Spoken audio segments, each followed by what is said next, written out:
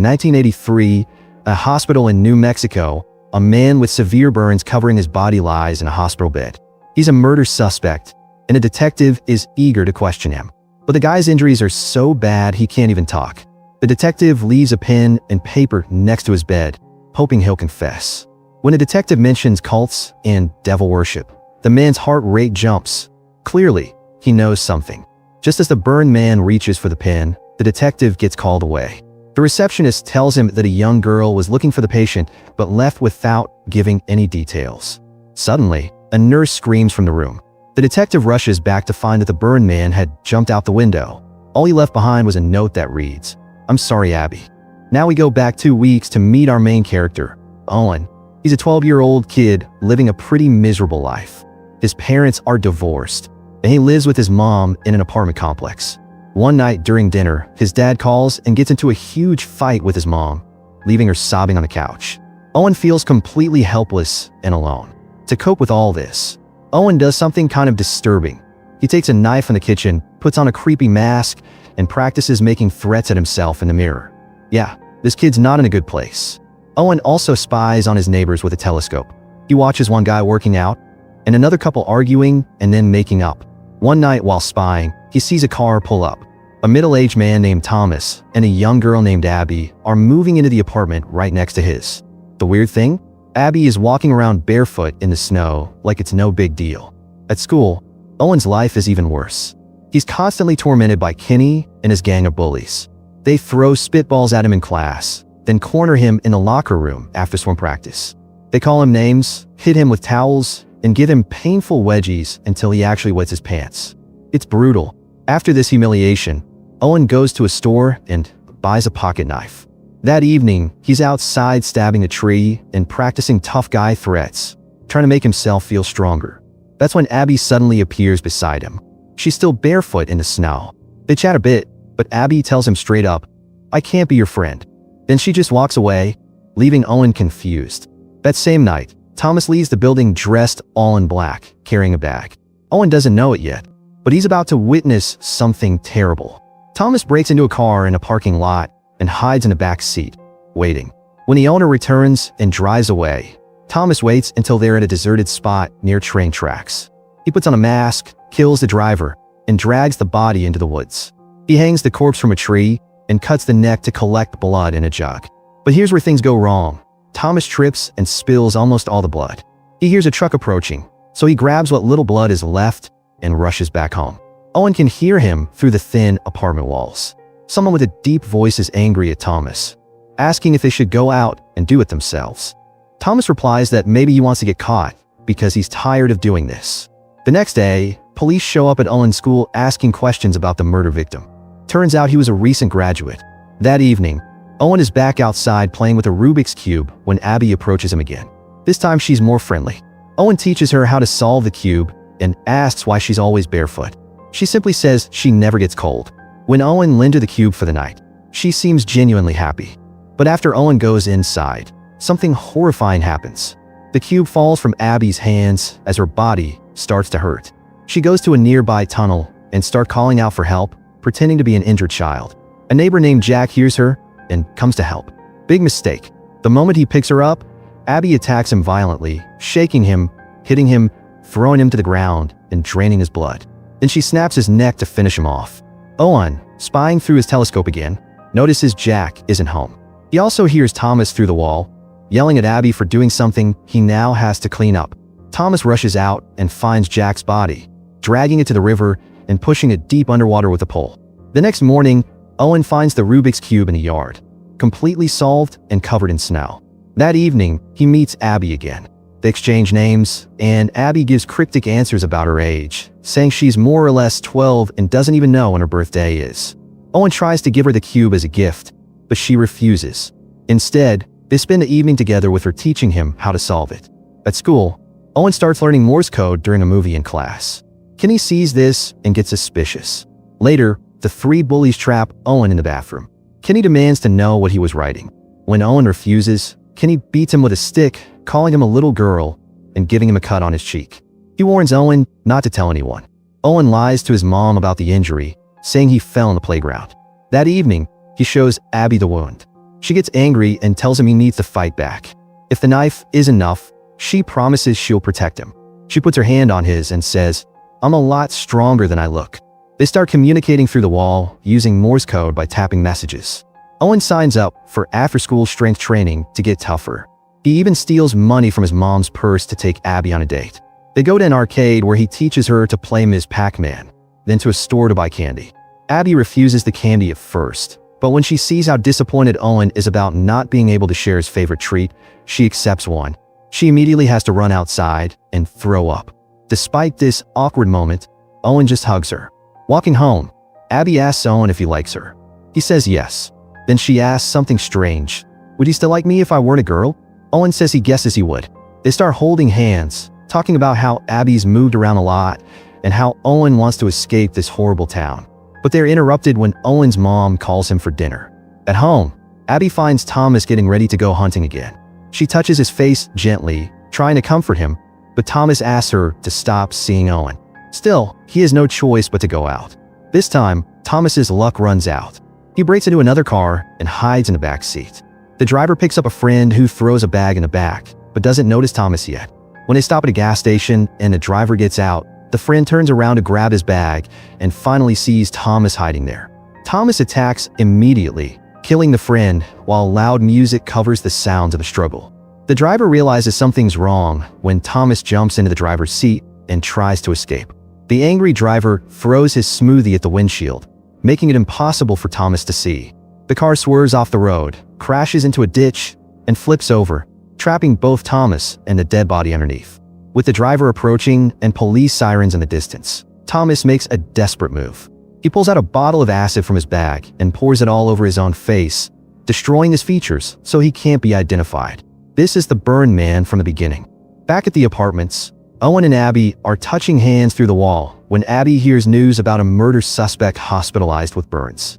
She immediately goes to the hospital and asks to see her father, but the receptionist says police have restricted access. As Abby leaves, the receptionist notices she's not wearing shoes and feels sorry for her. When she goes outside to help, Abby has vanished. The receptionist calls the detective to report the strange, shoeless girl. Meanwhile, Abby has climbed up the outside of the hospital building. She taps on Thomas's window. When he comes over, he can't speak because of his injuries. They press their foreheads together through the glass. A heartbreaking moment. Thomas opens the window and offers his neck to Abby. She feeds on him one last time. As he loses consciousness, his body slips and falls from the window into the snow below. Later that night, Abby appears at Owen's window. She wakes him up and asks him not to look at her. Then she asks permission to come in, which Owen grants. Abby takes off her bloody clothes and gets into bed with him. Owen notices she's cold and asks how she got in. She says she flew, but he doesn't believe her. Owen asks her to be his girlfriend. At first, Abby refuses, saying, "I'm not a girl. I'm nothing." But when Owen says nothing will change and gently puts her hand on his cheek, she accepts. When morning comes, Owen wakes up alone with a note from Abby, saying she must leave or die. At the frozen lake for gym class, Kenny and his friends corner Owen again. But this time is different. Owen grabs a metal pole to defend himself. When Kenny tries to take it away, Owen swings hard and hits him in the head, badly injuring his ear. Before the teacher can intervene, other kids start screaming. They found Jack's dead body frozen in the lake. Owen and his mom have to meet with the principal about the fight. When they get home, the detective shows up asking questions. Owen is sent to his room while the detective talks to his mom. Looking out his window, Owen sees police investigating Jack's apartment. He tries to send Abby a Morse code message, but she can't respond because the detective is at her door too. When she sees him through the peephole, she doesn't answer, and he eventually leaves. The next evening, Owen tells Abby how he stood up to Kenny. She's so proud that she kisses him on the cheek. Then Owen takes her to an abandoned apartment that no adults know about, the secret spot a teenage neighbor once showed him. Abby puts on music and asks what he wants to do. Owen cuts his finger, wanting to make a blood pact with her. Big mistake. The smell of blood overwhelms Abby. No matter how hard she fights it, she can't control herself. Her face transforms into something monstrous, and she drops to the floor, licking up the blood that drips there. When Owen calls her name in fear, she tells him to go away, then suddenly runs out and climbs a tree. At that exact moment, a neighbor named Virginia walks by with her dog. Her boyfriend Larry is following behind. Abby jumps down from the tree onto Virginia and starts feeding on her. Larry manages to push Abby off, and after a brief struggle, Abby runs away. Owen watches as an ambulance takes Virginia away. He tries to talk to his mom, but she's fast asleep, desperate and confused. He calls his dad and asks if evil people really exist. His dad completely misunderstands, thinking Owen's mom is putting negative thoughts in his head.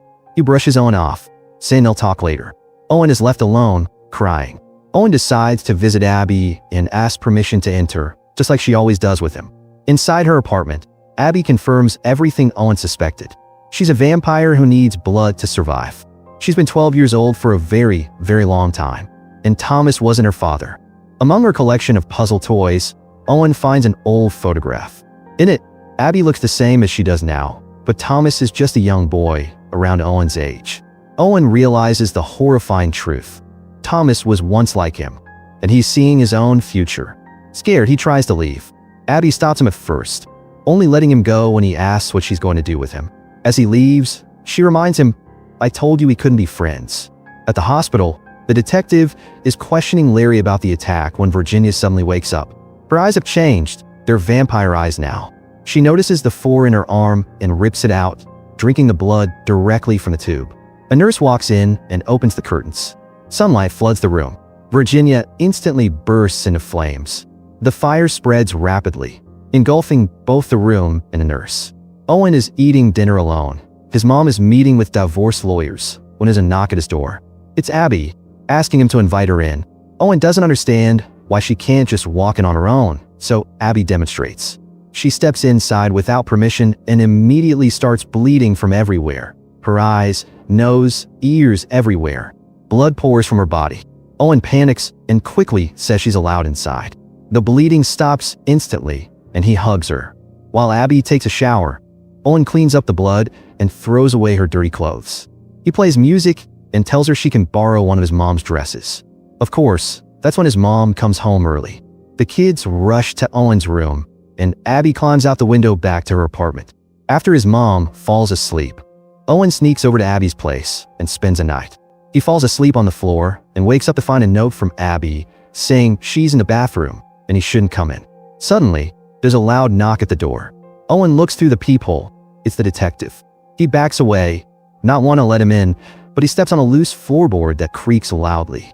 The detective knows someone's inside. He forces the door open and enters with a gun drawn while Owen hides under a table.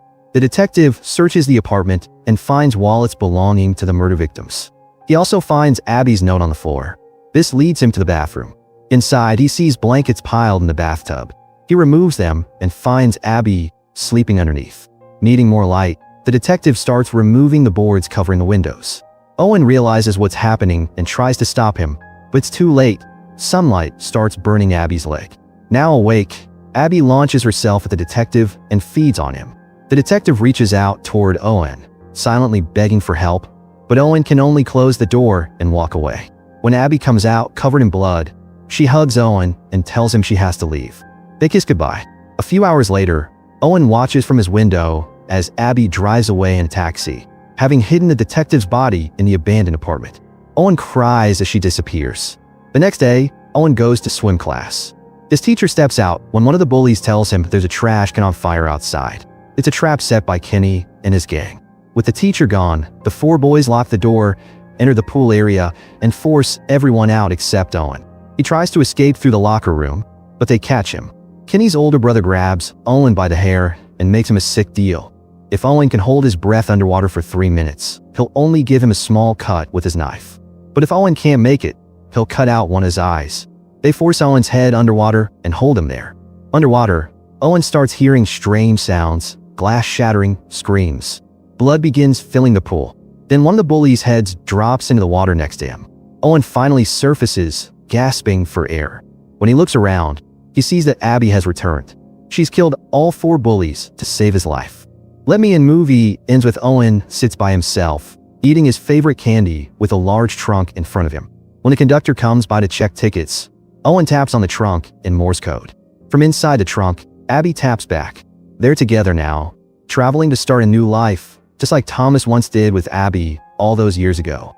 and finally, the cycle continues. Make sure to subscribe and turn on notification so you don't miss the latest recaps.